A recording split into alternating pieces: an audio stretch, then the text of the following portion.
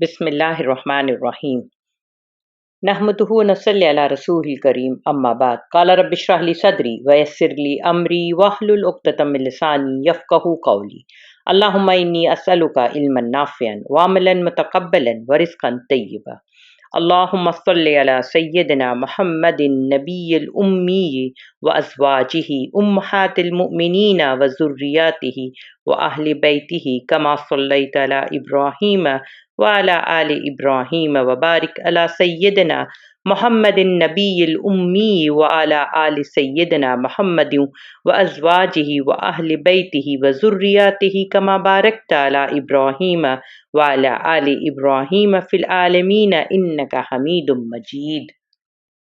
अज़ीज़ सामीन, अस्सलामु अलैकुम व रहमतुल्लाहि व बरकातुहू। ट्रेसिंग फुटस्टेप्स आपकी खिदमत में उम्महातुल मोमिनीन अज़वाज मुत्तहरात आपकी खिदमत में लेकर आ रहा है। ये इंशाअल्लाह हम इसमें डिटेल से कवर करेंगे उम्मुल मोमिनीन के बारे में। जैसे हम थोड़ा थोड़ा सा तो जान रहे होते हैं, जो नामवर हैं जैसे हज़रत खदीजा रज़ियल्लाहु ताला अन्हा है, हज़रत आयशा रज़ियल्लाहु ताला अन्हा है, इनके बारे में तो हम जान रहे होते हैं, लेकिन बाकी अज़वाज मुत्तहरात के बारे में इतना नहीं जानते हैं। और इनके बारे में भी जो जानते हैं तो वो ऐसा होता है कि जैसे कहीं से कुछ समझ लिया, एक एक मुकम्मल और जामियत के साथ हम नहीं जान रहे होते हैं। और ये ख़्याल मुझे इसलिए आया था कि जब हम सीरा कर रहे थे तो उस वक्त भी मैंने आपसे वादा किया था कि इंशाअल्लाह हम अज़वाज मुत्तहरात के बारे में लेंगे, कि क्योंकि आप जब देखते हैं कि अल्लाह के रसूल सल्लल्लाहु अलैहि वसल्लम ने जो अपने 23 साल जो उनकी ज़िंदगी है वो एक मौजज़ाती ज़िंदगी है। इस ज़िंदगी में उनका साथ, शब व रोज़ का साथ जिन्होंने दिया था, उनको जाने बगैर हम सीरा को इतने अच्छे से समझ नहीं पाएंगे। अल्लाह के रसूल सल्लल्लाहु अलैहि वसल्लम जो कुर्बानी दी, उनके पीछे किन लोगों का कितना बड़ा कंट्रीब्यूशन है, कितना बड़ा साथ है, कितनी बड़ी कुर्बानी उन्होंने दी है, तो उनके बारे में जानना बहुत ज़रूरी है। और दूसरी वजह ये भी है कि मैं ये चाहती हूँ कि हम लोग समझें इस बात को कि जो फीमेल्स हैं, इनकी पॉपुलेशन जो है वो आधी है माशरे में, सोसाइटी में ये निस्फ माशरा होने के किसी को भी ज़रा शक नहीं है, क्योंकि हम सब जानते हैं कि हमारा माशरा आधे मर्द और आधे ख़वातीन पर मुश्तमिल है। लेकिन बाज़ लोग तो औरत को मुकम्मल माशरा तस्लीम करते हैं, इस दलील के साथ कि आधा माशरा औरत है और दूसरा आधा निस्फ माशरा भी वो औरत ही की आगोश में तरबियत और परवान चढ़ता है। तो औरत सालेह हो तो पूरा माशरा यानी पूरी सोसाइटी सालेह होगी। औरत बाशऊर हो, उसके दिल में अल्लाह और रसूल और अकामत दीन हो, तो ये झलक भी माशरे में आप पाएंगे। इसीलिए मैं ये कहती हूँ कि जो माएँ होती हैं, जो मदर होती हैं, वो आर्किटेक्ट ऑफ द सोसाइटी होती हैं। आज जो माशरा है, आज जो आप सोसाइटी में देख रहे हैं, इसका आर्किटेक्ट, इसका डिज़ाइन आज की माँओं ने ही ये डिज़ाइन किया हुआ है। और जब जो हम सीरीज़ ले रहे हैं उम्महातुल मोमिनीन का, इसमें आप देखेंगे कि वो समाज जो था, जो मुट्ठी भर अरब निकले थे और जो दुनिया के उफ़क़ पर छा गए थे, वो जाहिल, उजड़, वहशी, उनको कैसे तब्दील किया था। तो हमारी माँओं ने हमारे लिए क्या विरासत में छोड़ा, वो जानना बहुत ज़रूरी है। अब औरत के लिए देखिए, सहाबियात की राह बेहतरीन नमूना अमल है। उन सहाबियात में सबसे ऊपर जो है अज़वाज मुत्तहरात।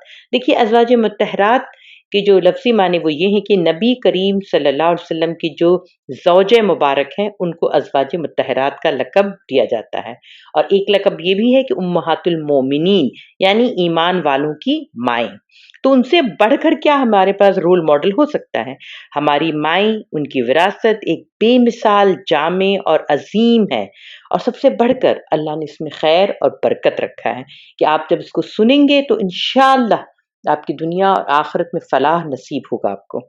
इनकी ज़िंदगी से आगाही और जानकारी उम्मत मुस्लिमा में खुद एतमादी और आला किरदार की बुनियाद साबित होगी इंशाअल्लाह। ये मेरा मानना है कि अगर हम इनको अच्छे से जानेंगे तो हमारी उम्मा में खुद एतमादी, यानी हम एक कॉन्फिडेंट के साथ मूव करेंगे सोसाइटी में, और आला किरदार यानी हम बेहतरीन कैरेक्टर वाले लोग इंशाअल्लाह होंगे। आइए इस दुआ के साथ कि अल्लाह हमारा खोया हुआ मकाम हमें लौटा दे। हमने उसी रास्ते को चुना है जिसे अल्लाह सिरात मुस्तकीम कहते हैं। अल्लाह तू हमारी कोताहियों और गुनाहों की तरफ ना देख, اللہ تعالیٰ تو اپنی رحمت کی طرف دیکھ، تیری رحمت بہت وسیع ہے اور ہر چیز پر حاوی ہے۔ خداوند کریم ہمارے معاشرے کی اصلاح فرما دے، ہم وہی چاہتے ہیں جو امت کی ماؤں نے ہمارے لیے وراثت میں دیا ہے، آمین۔ اس دعا کے ساتھ ہم اپنی نئی سیریز امہات المومنین کے نام سے شروع کرتے ہیں۔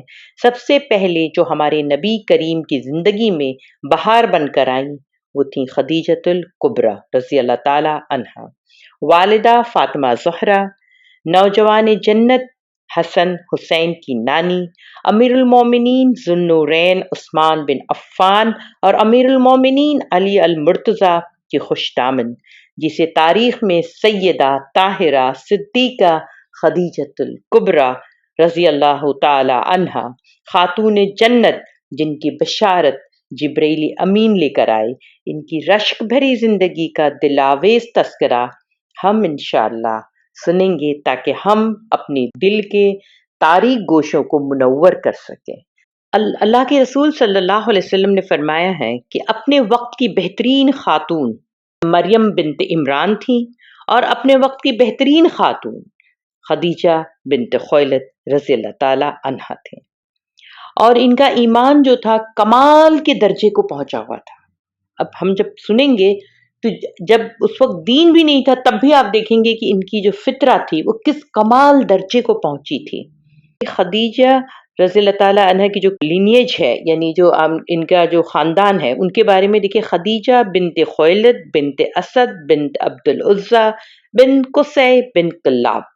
اب آپ دیکھیں گے بن قصی اور بن کلاب سے آپ کا جو خاندان ہے وہ خاندان نبوت سے جا کر مل جاتا ہے، اور عبد المطلب اور خویلد یہ دونوں جو تھے اپنی سوسائٹی کے چیف تھے، اپنے مکہ میں یہ قریش میں یہ سردار کی حیثیت رکھتے تھے دونوں، اور بہترین آپس میں دوستی تھی۔ اچھا، ایک بات اور بھی ذہن میں رکھیے گا کہ زبیر بن عوام رضی اللہ تعالیٰ عنہ، ان کا ذکر بھی بہت بعد میں آئے گا، سیرہ میں بھی آتا ہے اور بعد میں بھی ان کا بہت بڑا کردار ہے، بہت بڑا کنٹریبیوشن ہے اسلام میں۔ تو یہ اور ان کے بارے میں یہ عشرہ مبشرہ میں سے ہیں، یہ حضرت خدیجہ رضی اللہ تعالیٰ عنہ کے کزن تھے۔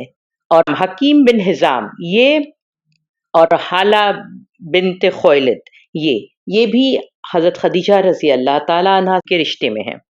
خدیجہ رضی اللہ تعالیٰ عنہ 15 سال آپ صلی اللہ علیہ وسلم سے بڑی تھیں۔ اچھا، خدیجہ کے معنی کیا ہوتے ہیں؟ خدیجہ جو ہے اس وقت کی جو مکہ کی سوسائٹی تھی اس میں یہ کوئی بہت مشہور نام نہیں تھا، بہت یعنی کامن نام نہیں تھا۔ آپ کو جیسے فاطمہ بہت ملتی، فاطمہ حضرت خدیجہ کی والدہ کا بھی نام تھا اور ان کی بیٹی کا بھی نام تھا۔ یہ خدیجہ کا مطلب ہوتا ہے پری میچور، یعنی جو وقت سے پہلے پیدا ہونا۔ تو یہ چونکہ پیدائش ان کی وقت سے پہلے ہو گئی تھی تو ان کی ماں نے بہت محبت سے ان کا نام خدیجہ رکھ دیا تھا۔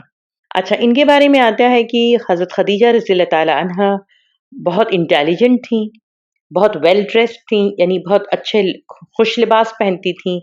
ان کی جو پرسنالٹی تھی وہ بہت متاثر کن تھی، نرم مزاج تھیں، بہت خوبصورت تھیں اور مالدار تھیں۔ اور حضرت خدیجہ رضی اللہ تعالیٰ عنہ کے بارے میں آتا ہے کہ انہوں نے کبھی بھی بت پرستی یعنی بت کسی قسم کا بت نہ ان کے گھر میں تھا اور نہ کبھی اس کی پوجا کی انہوں نے۔ یہ کیوں تھا یہ ضرور آپ کے ذہن میں آنا چاہیے، کیونکہ جب میں نے پڑھنا شروع کیا تھا تو مجھے یہ لگتا تھا کیوں وہ اس گندگی سے بچی کیسے رہ گئی تھی، جبکہ عام طور سے مکہ کے سارے گھرانے جو تھے وہاں ہر قسم کے چھوٹے بڑے بت موجود تھے، اور جو جتنا بڑا چیف ہوتا تھا اس کے گھر میں رہتا تھا۔ اور یہ کیا تھی کہ اللہ کے رسول صلی اللہ علیہ وسلم کے دادا عبد المطلب اور ان کے والد جو خویلد تھے وہ دونوں بہت اچھے دوست بھی تھے۔ آپ کو تو یہ پتہ ہی ہے کہ کعبے میں کتنے بت رکھے ہوئے تھے، اور یہ سب کچھ جو ہے کیئر ٹیکر کا کام ہو رہا ہوتا ہے۔ تو خدیجہ رضی اللہ تعالیٰ عنہ نے کبھی بھی آئیڈل ورشپ یعنی اس کو کہتے ہیں نا بت پرستی میں ملوث نہیں ہوئی تھی۔ اس کی وجہ یہ ہے کہ ان کے ایک کزن تھے، ان کے ایک چچا زاد بھائی تھے، ورقہ بن نوفل۔ ورقہ بن نوفل کی شخصیت کے بارے میں جب آپ جانیں گے تبھی آپ سمجھ پائیں گے کہ حضرت خدیجہ رضی اللہ تعالیٰ عنہ کا یہ مقام کیوں تھا۔ تو آئیے ہم جانتے ہیں ورقہ بن نوفل کے بارے میں۔ دیکھیے، اللہ کے رسول صلی اللہ علیہ وسلم کی پیدائش سے پہلے اور نبوت سے پہلے جو مکہ کا ماحول تھا وہ یہ تھا کہ بت پرستی عام تھی، مگر اس مکہ میں 4 حنیف تھے. حنیف اس کو کہتے ہیں کہ جو ابراہیم علیہ السلام کے راستے پر چلنے والے، کسی بھی بت کو شریک کو نہیں کرتے تھے وہ، اور وہ ہمیشہ بات کرتے تھے کہ رب کعبہ کی ہم عبادت کریں گے. تو یہ حنیف تھے صرف 4. ایک تھے زید بن عمر اور ان کے بیٹے تھے سعید، اور ایک تھے ورقہ بن نوفل، ایک عبید اللہ بن جہش، ایک عثمان بن حوادث. تو زید بن عمر اور ورقہ جو ہے یہ دونوں شام گئے، الشام. وہاں جا کے انہوں نے کتابوں کی علم حاصل کیا.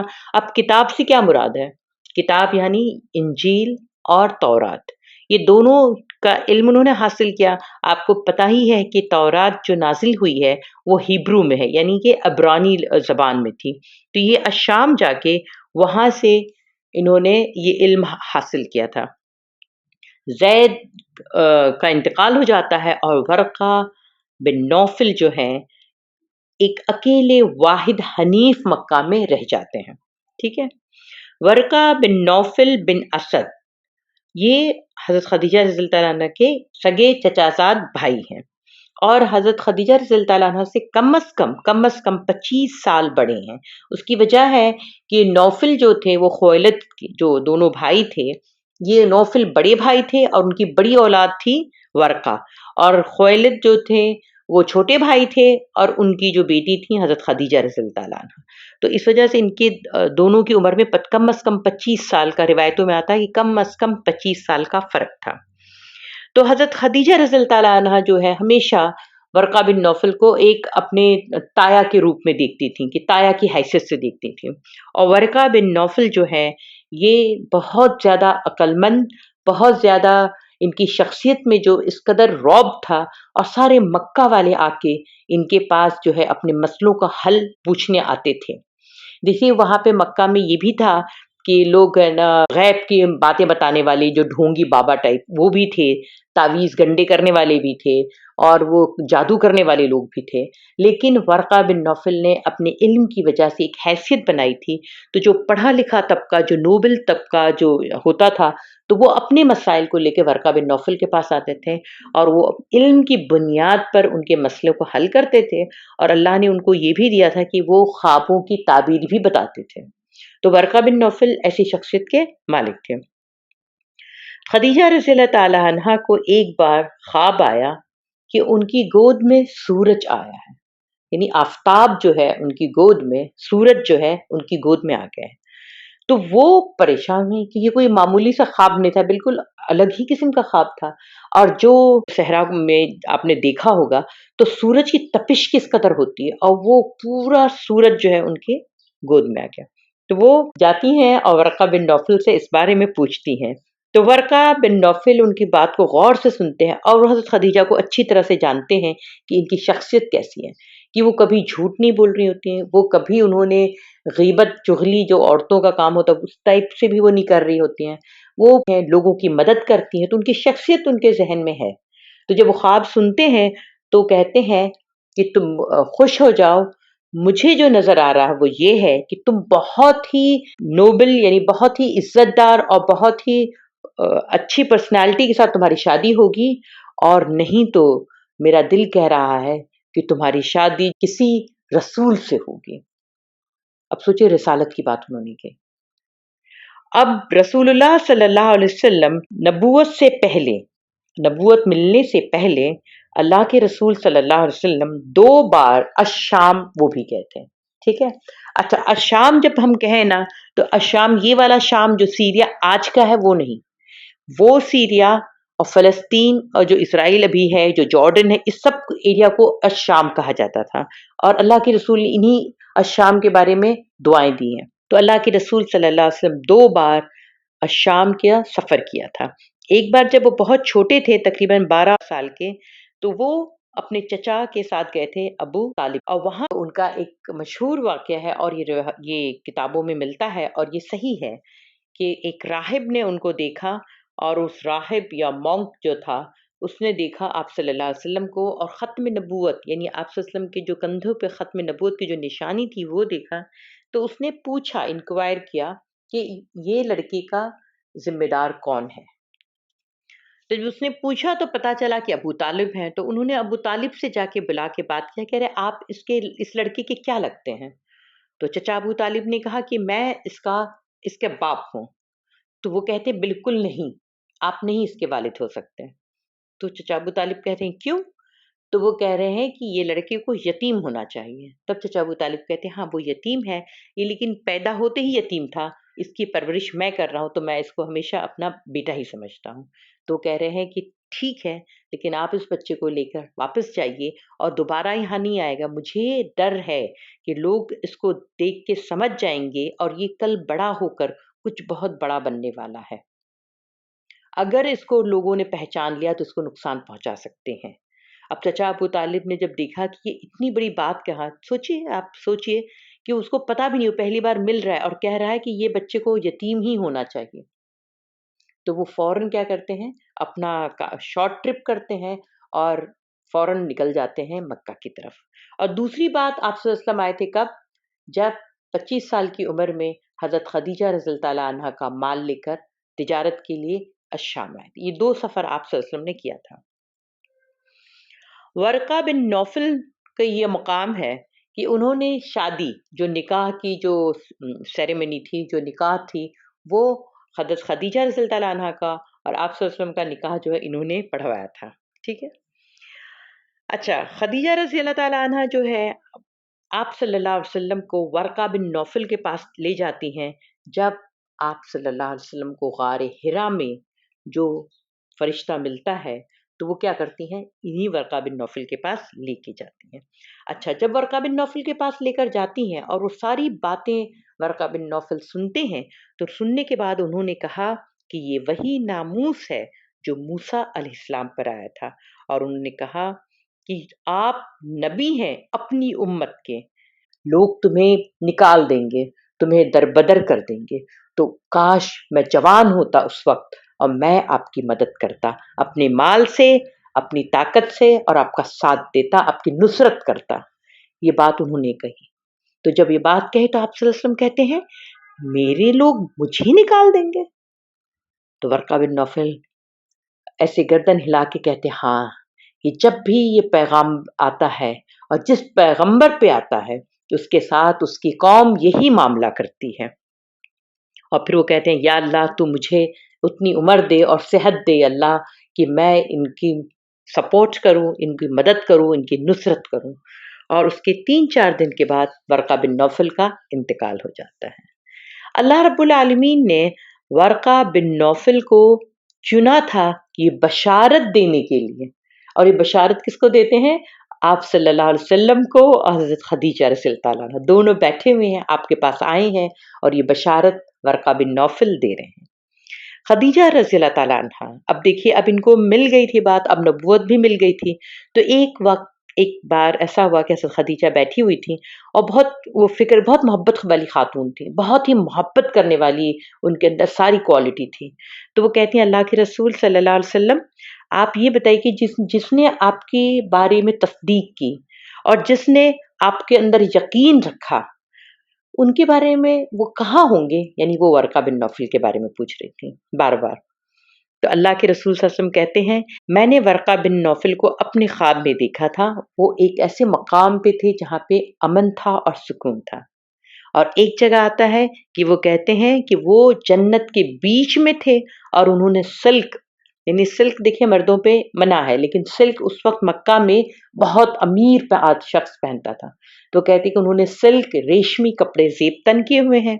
اور یہ بھی ایک جگہ آتا ہے کہ وہ 2 جنتوں کے بیچ میں چل رہے تھے، اللہ کے رسول صلی اللہ علیہ وسلم نے ان کو یہ دیکھا تھا، تو یہ ان کا مقام ہے۔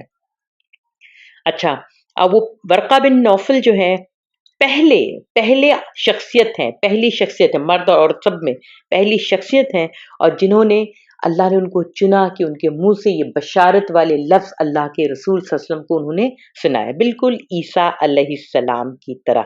دیکھیے عیسیٰ علیہ السلام کیا کہتے ہیں، سورہ صف میں یہ موجود ہے یہ آیت کہ یاد کرو جب کہ عیسیٰ ابن مریم نے کہا اے بنی اسرائیل، میں تمہاری طرف اللہ کا بھیجا ہوا رسول ہوں، تصدیق کرتا ہوں تورات کی جو مجھ سے پہلے موجود ہے، اور خوشخبری دینے والا ہوں ایک رسول کی جو میرے بعد آئے گا، اس کا نام احمد ہوگا۔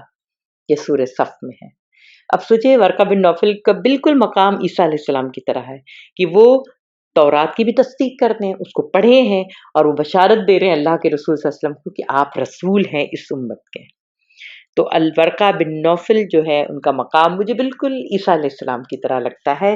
یہ تھے ورقہ بن نوفل، ان کی وجہ سے ان کا نوفل کا خاندان اور حضرت خدیجہ رضی اللہ تعالیٰ عنہ کا خاندان میں کبھی بھی کسی قسم کی بت پرستی یا کوئی اور خدا کا ذکر ان کے گھر میں نہیں ہوتا تھا۔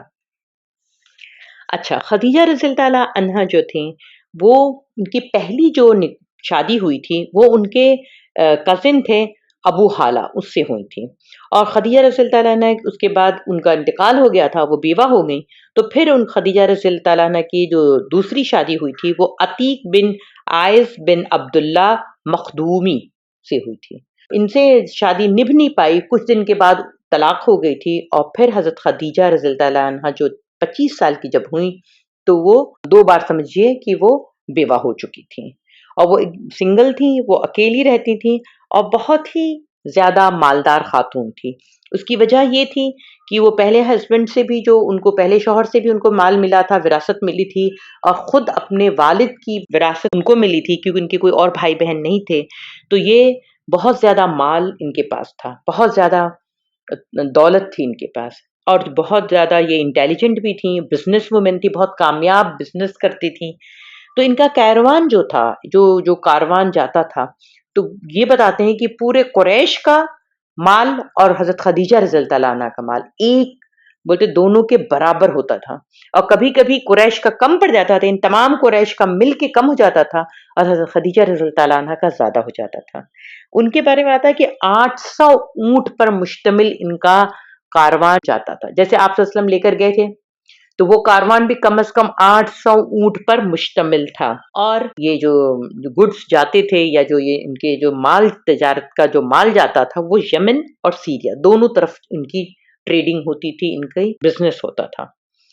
اور حضرت خدیجہ رضی اللہ تعالیٰ عنہ کا جو نک نیم تھا، یعنی ان کو لوگوں نے نام دیا تھا، وہ یہ تھا کہ امرأۃ قریش، یعنی پرنسس آف قریش، وہ شہزادی تھی قریش کی، اور سید النساء، یعنی سید النساء، سید کس کو کہتے ہیں؟ لیڈر کو، تو وہ عورتوں کی لیڈر تھیں۔ پھر طاہرہ، دا پیور، یعنی طاہرہ اس کو کہتے ہیں کہ جو ایک دم نہایت پاک، تو یہ ان کے لقب تھے۔ اور حضرت خدیجہ رضی اللہ تعالیٰ عنہ بہت ہی زیادہ سخاوت والی تھی، خاتون تھیں، بہت کھلے ہاتھ سے خرچ کرتی تھیں، اور بولتے ہیں کہ ان کے گھر کے اوپر جو تھا، جہاں پہ ان کا بیٹھک تھا، تو اس کے اوپر بولتے ہیں چاندی کی چادر چڑھائی ہوئی تھی۔ اب چاندی کی چادر کیوں چڑھائی گئی تھی؟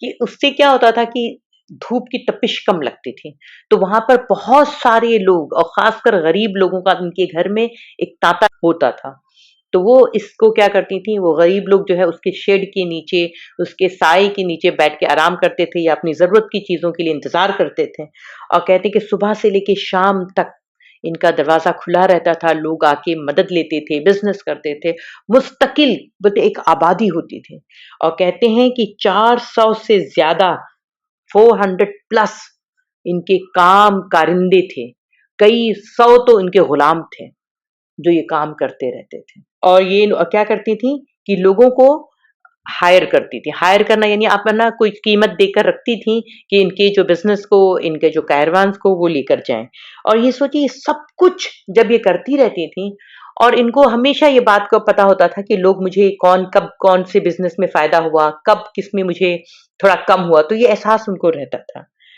تو یہ ہمیشہ ایک سکلڈ، ہم سکل بولتے ہیں نا، صلاحیت والا، باصلاحیت نوجوان، باصلاحیت ہو، اور وہ سچا ہو، وہ ایماندار ہو، تو ایسے لوگوں کی تلاش میں رہتی تھیں جو ان کے لیے کام کر سکیں۔ اور آج کی دنیا میں بھی دیکھیے ہم یہی تلاش کر رہے ہوتے ہیں نا کہ ایفیشینٹ ہو، ایماندار ہو اور صلاحیت والے ہو، لیکن ملتے کہاں ہیں؟